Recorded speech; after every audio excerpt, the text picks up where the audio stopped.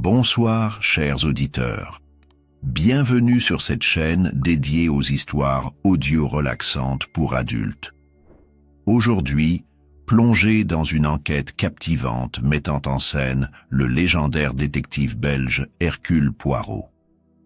Dans le mystère du collier disparu, vous découvrirez un crime mystérieux, des énigmes complexes et des personnages intrigants. Le tout dans un style inspiré par Agatha Christie. Fermez les yeux, laissez-vous bercer par cette aventure policière classique et laissez votre esprit s'évader vers un monde de suspense et de réflexion. Bonne écoute et douce nuit. Dans une luxueuse villa du sud de la France, un collier de diamants inestimable disparaît lors d'une soirée mondaine. Entre secrets de famille, rivalités amoureuses et mensonges dissimulés derrière des sourires polis, Hercule Poirot est appelé pour résoudre ce mystère. Alors qu'il interroge les invités et explore les moindres recoins de la maison, il découvre que cette affaire cache bien plus qu'un simple vol. Elle pourrait être liée à un meurtre non élucidé vieux de plusieurs années. Avec son esprit méthodique et sa célèbre petite cellule grise, Poirot démêle les fils de cette intrigue complexe, révélant finalement une vérité aussi surprenante qu'inattendue. Chapitre 1. La soirée mondaine. La villa des Montclair, perchée sur une colline dominant la mer Méditerranée, brillait de mille feux ce soir-là. Ses fenêtres illuminées projetaient une lumière dorée sur les jardins soigneusement entretenus, tandis que les rires et les conversations animées résonnaient dans l'air tiède du printemps. Les invités, tous vêtus avec une élégance irréprochable, se mouvaient gracieusement dans le grand salon, leur verre de champagne tintant doucement à chaque toast. C'était une soirée comme tant d'autres dans le cercle fermé des riches et puissants. Mais celle-ci avait quelque chose de spécial. Le collier des Montclair, un bijou légendaire composé de diamants taillés à la perfection, serait exposé pour la première fois depuis des décennies. Madame Claire Montclair, une femme élégante au porte-altier, se tenait au centre du grand salon entourée de ses convives. Elle portait le fameux collier, dont les pierres scintillaient sous les lustres. Chaque mouvement de tête faisait danser les reflets lumineux autour d'elle, attirant les regards admiratifs et parfois envieux de ses invités. Parmi eux figurèrent des personnalités influentes, un banquier suisse, un peintre renommé, une actrice célèbre et même un jeune diplomate britannique. Tous semblaient fascinés par le bijou, mais certains avaient des pensées moins innocentes. Hercule Poirot, quant à lui, n'était pas là par hasard. Il avait été invité par un ami commun, qui lui avait assuré que cette soirée serait incontournable. Mais dès son arrivée, il avait senti que quelque chose clochait. Les sourires trop parfaits, les regards fuyants, les silences soudains. Lorsque quelqu'un approchait, tout cela indiquait une tension palpable sous la surface de cette apparence polissée. Poirot, avec son œil aiguisé et sa méthode infaillible, ne pouvait ignorer ces signes avant-coureurs. Vers minuit, alors que la fête battait son plein, un cri perçant déchira le calme relatif de la villa. Claire Montclair venait de réaliser que son précieux collier avait disparu.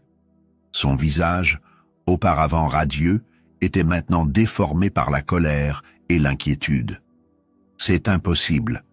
Personne ne peut entrer ou sortir sans être vu, » s'exclama-t-elle, serrant ses mains tremblantes contre sa poitrine.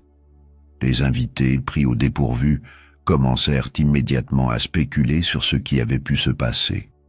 Certains accusèrent déjà les domestiques, d'autres évoquèrent des voleurs professionnels, mais Poirot, avec son calme habituel, observa attentivement chaque visage, notant les expressions fugaces qui trahissaient des émotions cachées. Il savait que la vérité se trouvait quelque part dans cette pièce, enfouie sous les masques de civilité. « Mesdames et messieurs, dit-il enfin, levant légèrement la main pour réclamer le silence, Je crois que nous avons ici une énigme, fascinante à résoudre. Je vous demande simplement de coopérer pleinement avec moi. Ensemble, nous découvrirons ce qui est arrivé au collier. » Pendant qu'il prononçait ces mots, son regard balaya rapidement la pièce. Il remarqua que Madame Montclair, bien que visiblement bouleversée, semblait presque satisfaite. Une émotion étrange passa sur son visage, comme si elle jouait un rôle plutôt que de ressentir réellement la perte du bijou. Poirot nota mentalement cette observation, sachant qu'elle pourrait s'avérer cruciale plus tard. Dans un coin de la salle, un homme aux cheveux argentés, Monsieur Laurent Dupuis, un banquier suisse connu pour sa cupidité, discutait à voix basse avec une femme élégante, Isabelle Moreau, une actrice française dont la carrière déclinante semblait avoir exacerbé son tempérament capricieux. Leur conversation s'interrompit brusquement lorsqu'ils remarquèrent que Poirot les observait. Dupuis afficha un sourire crispé, tandis qu'Isabelle rougissait légèrement, détournant les yeux. Un autre invité, Victor Langlois, un peintre excentrique aux manières brusques, semblait particulièrement nerveux. Il tourna les talons et quitta précipitamment la pièce, marmonnant quelque chose à propos d'une migraine. Poirot haussa un sourcil, intrigué par ce comportement suspect. Le jeune diplomate britannique James Whittaker restait impassible, observant la scène avec un intérêt poli. Lorsque Poirot s'approcha pour lui poser quelques questions, Whittaker répondit calmement. « Je n'ai rien vu ni entendu d'inhabituel, monsieur Poirot, mais je dois avouer que cette soirée avait quelque chose de tendu, dirais-je. » Cette remarque confirma les soupçons de Poirot. Il y avait bel et bien une atmosphère pesante dans cette maison, et le vol du collier n'était peut-être que la pointe de l'iceberg. Après avoir rassemblé les premiers indices, Poirot demanda à tout le monde de rester dans le salon pendant qu'il inspectait la villa. Il commença par la chambre de Madame Montclair, où le collier avait été rangé avant la soirée. La pièce était luxueuse, ornée de meubles anciens et de tapis persans. Rien ne semblait avoir été déplacé, hormis le coffret contenant le bijou qui était resté ouvert sur la coiffeuse. Poirot examina minutieusement chaque détail. Sur le sol, près de la porte, il découvrit une fine trace de boue séchée. Étrange pour une maison aussi propre et bien entretenue. Il prit une photo mentale de cet indice, puis continua son inspection. Dans le couloir menant à la chambre, il remarqua une petite éraflure sur le mur, comme si quelqu'un avait heurté une table en passant. Plus loin, une fenêtre était légèrement entr'ouverte, laissant entrer une brise fraîche.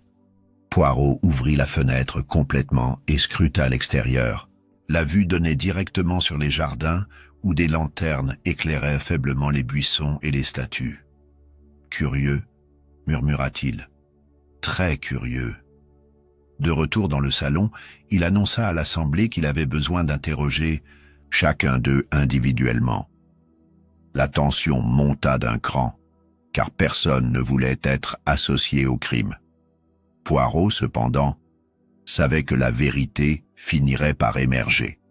Avec patience et méthode, il commença à démêler les fils de cette intrigue complexe. Chapitre 2. Les suspects. Poirot commença ses interrogatoires dans la bibliothèque de la villa, une pièce sombre et lambrissée où les rayonnages croulaient sous le poids des livres anciens. Une atmosphère feutrée régnait ici, presque trop calme après l'agitation du salon. Il avait choisi cet endroit stratégiquement, isolé mais suffisamment proche pour que personne ne puisse s'échapper ou conspirer à voix basse. Chaque invité serait entendu séparément, et Poirot savait qu'il devait agir avec méthode pour démêler les vérités des mensonges. Le premier à entrer fut Monsieur Laurent Dupuis, le banquier suisse. Grand, élégant, mais avec une pointe d'arrogance dans son maintien, il s'assit face à Poirot, croisant les jambes avec nonchalance. « Monsieur Poirot, dit-il d'un ton légèrement condescendant, je suppose que vous me soupçonnez parce que je suis riche, ou peut-être parce que mon métier implique de manipuler des chiffres et des objets précieux?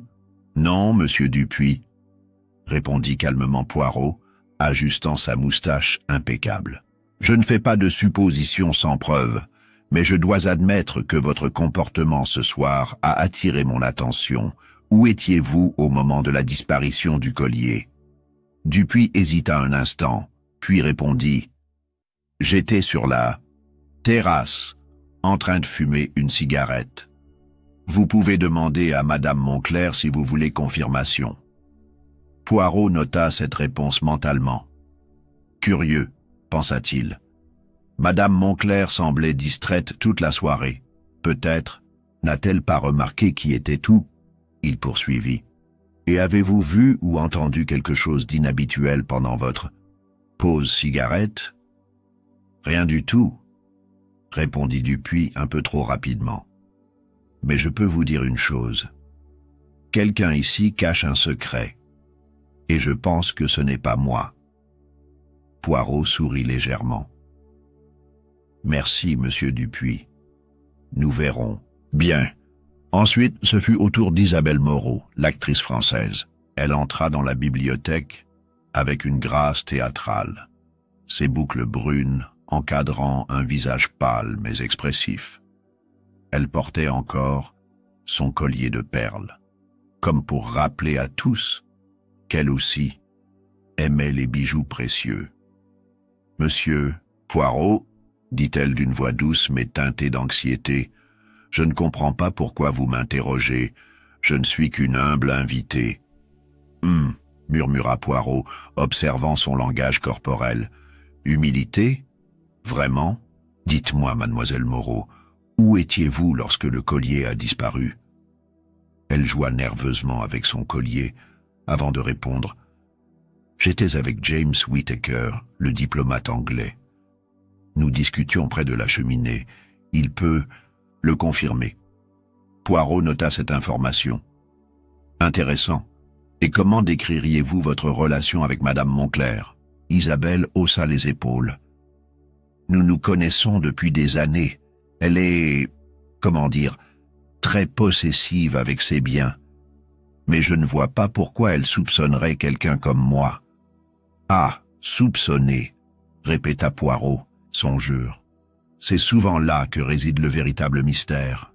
Merci, mademoiselle Moreau.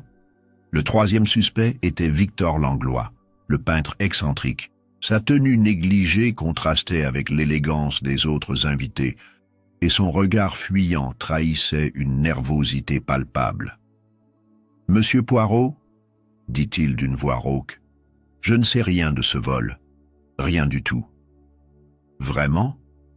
répondit Poirot, inclinant légèrement la tête. « Alors, expliquez-moi pourquoi vous êtes sorti précipitamment du salon juste après la découverte du vol ?» Langlois rougit légèrement. « J'avais mal à la tête. C'était insupportable. J'ai juste voulu prendre l'air. »« fit Poirot, sceptique. « Et où êtes-vous allé exactement ?»« Sur la terrasse, » répondit Langlois. « Seul, curieux, pensa Poirot. Deux personnes différentes prétendent être allées sur la terrasse. L'une d'elles ment. Il continua. « Avez-vous remarqué quoi que ce soit d'inhabituel? Un bruit, une ombre ?»« Non, » répondit Langlois, évitant le regard de Poirot. « Rien. » James Whittaker, le jeune diplomate britannique, fut le suivant. Son attitude calme et posée contrastait avec la nervosité des autres suspects. « Monsieur Poirot, dit-il poliment, je comprends que vous deviez interroger tout le monde, mais je crains de ne pas avoir grand-chose à ajouter. »« Peut-être, » répondit Poirot, « mais permettez-moi de poser quelques questions. Où étiez-vous lorsque le collier a disparu ?»« Avec Isabelle Moreau, » répondit Whittaker sans hésiter. « Nous discutions près de la cheminée. Et que pensez-vous de cette affaire ?» Whittaker haussa les épaules. « C'est troublant, certes, mais je ne vois pas comment quelqu'un aurait pu voler le collier sans être vu. » « Exactement, » approuva Poirot. « Très troublant, en effet. » Finalement, Poirot interrogea Marie, la gouvernante, qui semblait mal à l'aise dès son entrée dans la bibliothèque. « Madame, dit-il gentiment, je sais que vous travaillez ici depuis longtemps. Avez-vous remarqué quelque chose d'inhabituel ce soir ?» Marie baissa les yeux. « J'ai entendu des bruits dans le couloir menant à la chambre de Madame Montclair. Mais je n'ai pas osé vérifier, de peur de déranger les invités. »« Des bruits ?» répéta Poirot, intrigué. « Quel genre de bruit ? Comme des pas légers, et peut-être une porte qui se fermait. » Poirot hocha la tête. « Merci, Marie, cela pourrait être utile. » Après avoir interrogé tout le monde, Poirot retourna dans le salon où les invités attendaient anxieusement. Il sentait que chaque détail qu'il avait recueilli formait un puzzle complexe, mais certaines pièces manquaient encore. Il décida alors d'inspecter une nouvelle fois la bibliothèque, où il découvrit un indice crucial, une empreinte de doigt sur le cadre doré d'un tableau accroché au mur. Cette empreinte, couverte d'une fine couche de poudre blanche, semblait correspondre à celle qu'il avait trouvée plus tôt sur la chaise du salon. « Voilà qui est intéressant, » murmura-t-il. « Très intéressant. » Chapitre 3. Le passé troublant. Poirot, assis dans un fauteuil confortable du salon, réfléchissait intensément. Les interrogatoires avaient révélé des contradictions et des tensions sous-jacentes, mais aucun élément probant n'avait encore émergé. Cependant, une intuition lui disait que cette affaire ne se limitait pas à un simple vol de bijoux. Il y avait quelque chose de plus profond, de plus sombre, enfoui dans les murs de cette villa luxueuse. C'est alors qu'il remarqua un détail curieux. Sur une table basse près de la cheminée, un livre ancien était ouvert. Son titre, « Les secrets des grandes familles françaises », attira immédiatement son attention. Poirot s'approcha et commença à feuilleter les pages jaunies.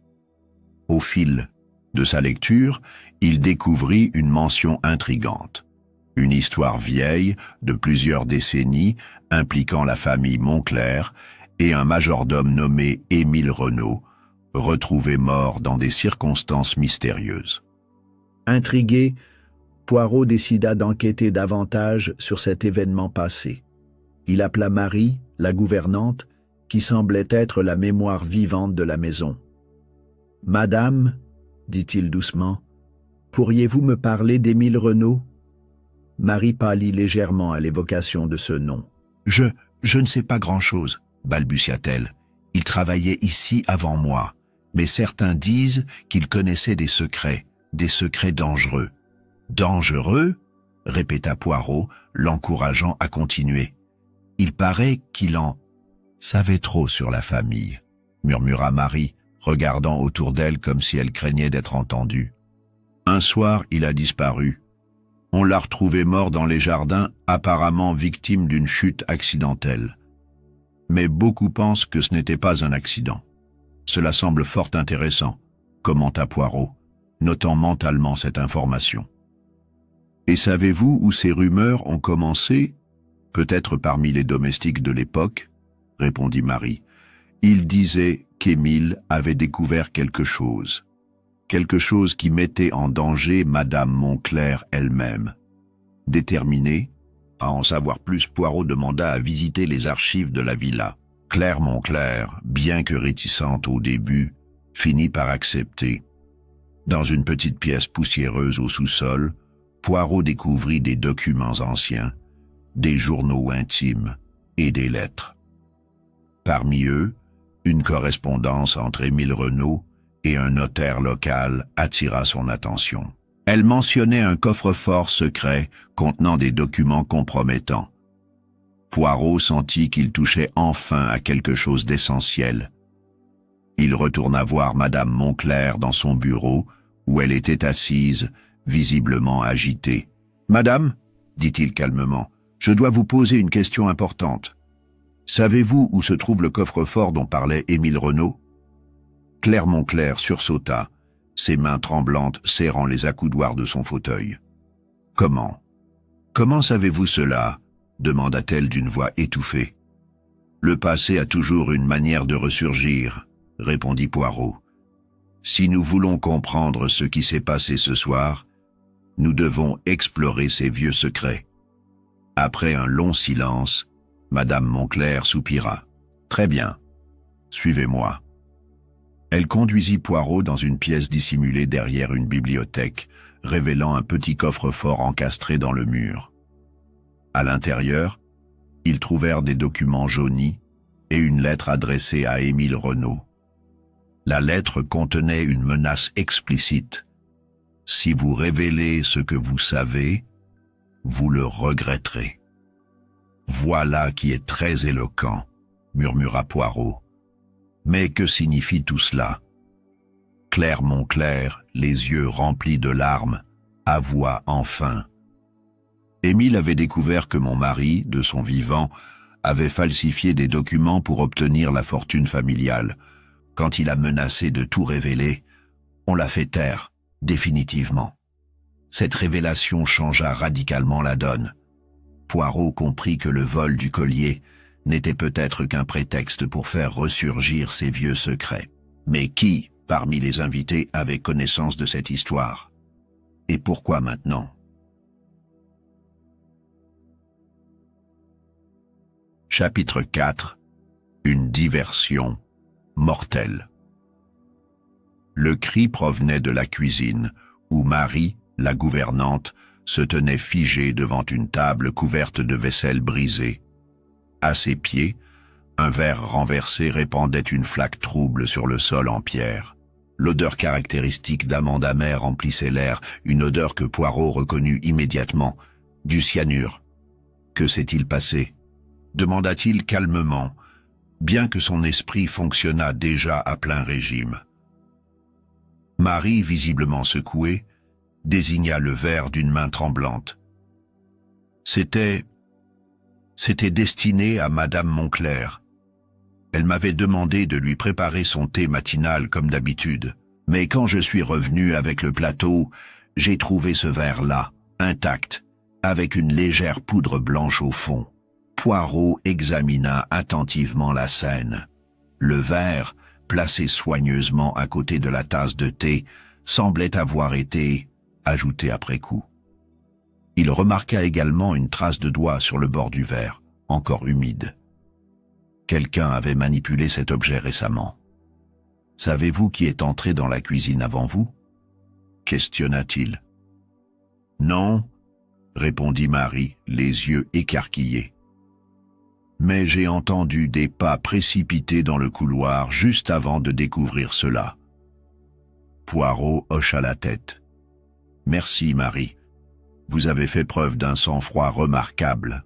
Maintenant, veuillez rassembler tout le monde dans le salon. Nous devons parler. » Dans le salon, les invités étaient déjà rassemblés, leurs visages reflétant une combinaison de peur et de curiosité.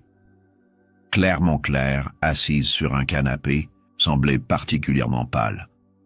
Poirot prit place face à eux, son regard perçant balayant l'assistance. « Mesdames et messieurs, » commença-t-il d'une voix grave, « il semble que cette affaire soit plus complexe que nous ne le pensions. Ce matin, une tentative d'empoisonnement a été découverte dans la cuisine. Heureusement, grâce à la vigilance de Marie, le pire a été évité. Mais cela soulève une question cruciale. Pourquoi quelqu'un chercherait-il à nuire à Madame Moncler? » Un silence pesant s'installa dans la pièce. Chacun semblait plongé dans ses pensées. Certains, évitant même de croiser le regard de Poirot, « Je dois insister pour que chacun d'entre vous me dise exactement où il se trouvait ce matin, entre 6 heures et 7 heures, » poursuivit-il. Les réponses furent variées, mais 2 alibis attirèrent particulièrement son attention. Victor, Langlois, le peintre excentrique, prétendit avoir été dans sa chambre. occupé à peindre. Cependant, aucune toile fraîche n'était visible dans sa chambre lorsqu'il y conduisit Poirot. Quant à Isabelle Moreau, elle affirma être sortie prendre l'air dans les jardins, mais personne ne put confirmer l'avoir vue. Pendant ce temps, Poirot retourna dans la cuisine pour examiner de plus près le verre empoisonné. Il découvrit une autre trace significative, une fine particule de boue, identique à celle qu'il avait trouvée près de la fenêtre ouverte la veille. Cette connexion renforça son hypothèse selon laquelle l'intrus était entré par l'extérieur. De retour dans le salon, il prit Madame Moncler à part. « Madame, dit-il doucement, avez-vous des ennemis connus? Quelqu'un qui pourrait vouloir vous nuire personnellement ?» Claire Moncler hésita un instant, puis murmura « Il y a une personne, mon cousin Édouard. Nous nous disputons depuis des années au sujet de l'héritage familial, mais je ne vois pas comment il pourrait être impliqué. Cela mérite d'être vérifié, répondit Poirot, notant mentalement ce nom. Alors qu'il réfléchissait aux implications de cette nouvelle tentative de meurtre, Poirot réalisa que le vol du collier n'était qu'une diversion savamment orchestrée. Le véritable objectif était d'éliminer Madame Moncler, probablement pour effacer toute trace des secrets liés à la mort d'Émile Renaud. Mais qui, parmi ces invités apparemment respectables, pouvait être prêt à aller aussi loin?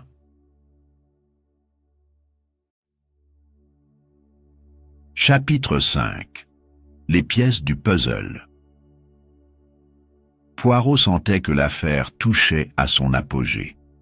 Chaque indice recueilli jusqu'à présent formait un tableau de plus en plus clair, mais certaines pièces manquaient encore pour reconstituer entièrement le puzzle. Il décida donc de rassembler tous les suspects dans le grand salon une fois de plus, cette fois-ci avec l'intention de les confronter aux contradictions et aux preuves qu'il avait accumulées.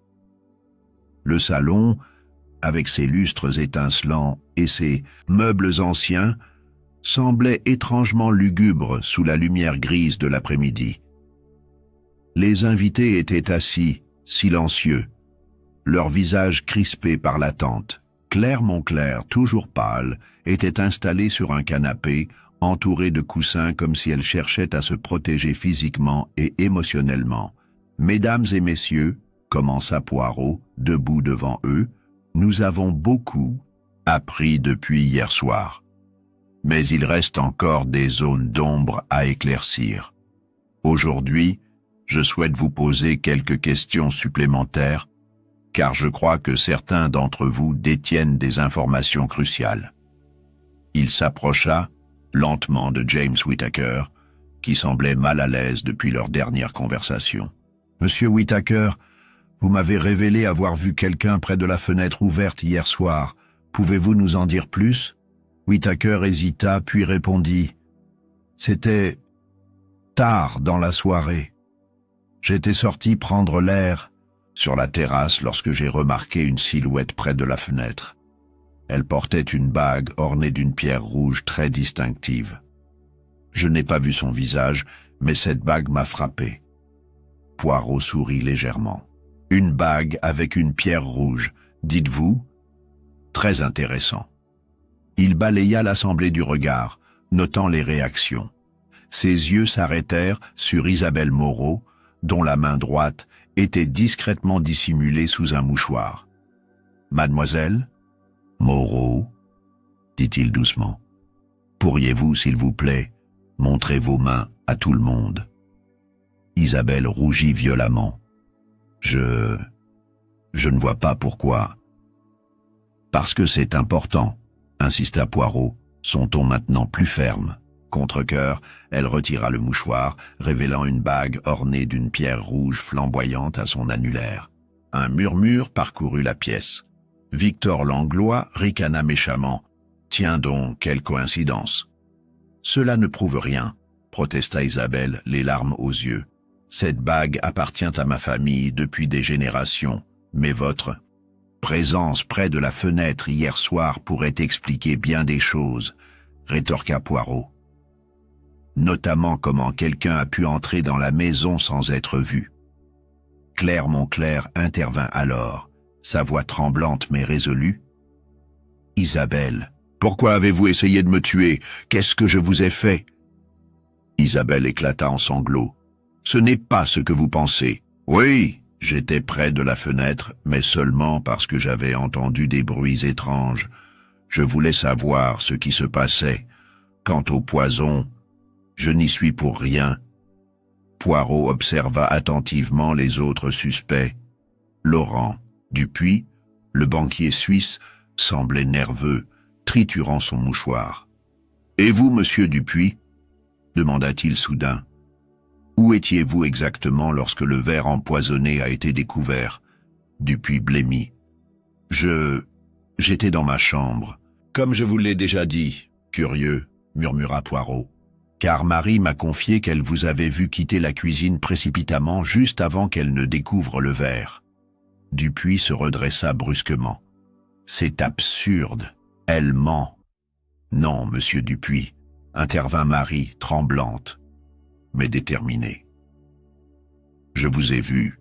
Vous teniez quelque chose dans votre main. » La tension dans la pièce devint palpable. Poirot sentait qu'il approchait de la vérité.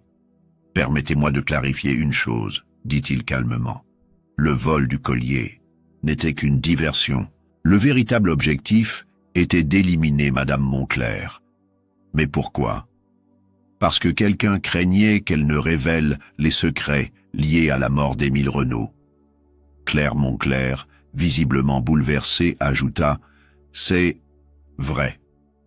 Émile savait trop de choses sur notre famille.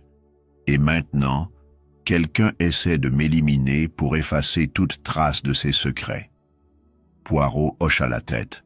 « Nous arrivons donc à la question finale. Qui est prêt à tout pour protéger ses secrets ?» Chapitre 6. La révélation finale. Le salon était silencieux, à l'exception du tic-tac régulier de l'horloge ancienne posée sur la cheminée. Les invités étaient assis, tendus, leurs regards oscillant entre Poirot et leurs voisins. L'atmosphère était lourde, chargée d'une tension presque palpable. Chacun savait que ce moment marquait la fin de l'enquête, et pour certains, peut-être le début d'un cauchemar. Poirot, debout face à eux, ajusta légèrement sa moustache avant de prendre la parole. « Mesdames et messieurs, » commença-t-il d'une voix calme mais puissante, « nous sommes ici aujourd'hui pour résoudre une affaire complexe qui a débuté avec la disparition d'un collier de diamants inestimable. Mais comme vous l'avez compris, cette histoire va bien au-delà d'un simple vol. » Il fit une pause, son regard balayant lentement l'assemblée. « Ce que nous avons découvert, c'est qu'il y avait deux crimes distincts ici. Un vol orchestré pour distraire l'attention et une tentative de meurtre visant Madame Montclair. Ces deux actes sont liés par un secret vieux de plusieurs décennies, un secret que quelqu'un dans cette pièce a désespérément tenté de protéger. » Claire Montclair, blême mais attentive, serrait ses mains tremblantes contre sa poitrine. Les autres suspects échangeaient des regards nerveux, conscients que leur innocence ou culpabilité allait bientôt être dévoilée. « Permettez-moi de revenir quelques jours en arrière, » poursuivit Poirot. « Lorsque j'ai commencé cette enquête, j'ai immédiatement remarqué des tensions sous-jacentes dans cette maison. Des sourires trop polis, des conversations interrompues. Tout cela indiquait qu'un drame se jouait sous la surface. Ensuite, il y a eu le vol du collier. Un crime audacieux, certes, mais aussi terriblement risqué. Pourquoi? Parce que personne ne pouvait quitter la villa sans être vu. Il s'approcha de la table centrale et posa une main sur le plateau en bois. Et puis, il y a eu la tentative d'empoisonnement. Un verre empoisonné, placé intentionnellement près de la tasse de thé de Madame Montclair. Cette fois, le message était clair. Quelqu'un voulait éliminer Claire Montclair. Mais pourquoi? Poirot marqua une nouvelle pause, laissant ces mots résonner dans la pièce. La réponse réside dans le passé. Plus précisément, dans la mort mystérieuse d'Émile Renault, le majordome de cette maison. Comme certains d'entre vous le savent déjà, Émile avait découvert des documents compromettants concernant la fortune familiale des Moncler. Ces documents prouvaient que des falsifications avaient été commises pour obtenir cette richesse. Quand Émile a menacé de tout révéler, il a été éliminé. Un murmure parcourut l'assistance. Poirot leva une main pour réclamer le silence. Mais pourquoi maintenant? Pourquoi ressurgir ces secrets après tant d'années? La réponse est simple. Parce que quelqu'un craignait que Claire Moncler ne dise toute la vérité. Et c'est là que notre coupable entre en jeu. Il fit quelques pas vers le centre de la pièce, son regard perçant fixé sur une personne en particulier. « Monsieur Laurent Dupuis ?» dit-il fermement. « Je crois que vous avez quelque chose à nous dire. » Dupuis, qui jusque-là semblait confiant, se raidit brusquement. Son visage devint livide. « Moi ?» répondit-il d'une voix incertaine. « Vous êtes fou, je n'ai rien à voir avec tout ça. »« Oh, mais si !» répliqua Poirot, un léger sourire aux lèvres. « Voyez-vous, monsieur Dupuis, vous êtes bien plus impliqué que vous ne voulez l'admettre. Lorsque j'ai examiné les indices, j'ai remarqué plusieurs éléments curieux. D'abord, vos empreintes ont été retrouvées sur le verre empoisonné.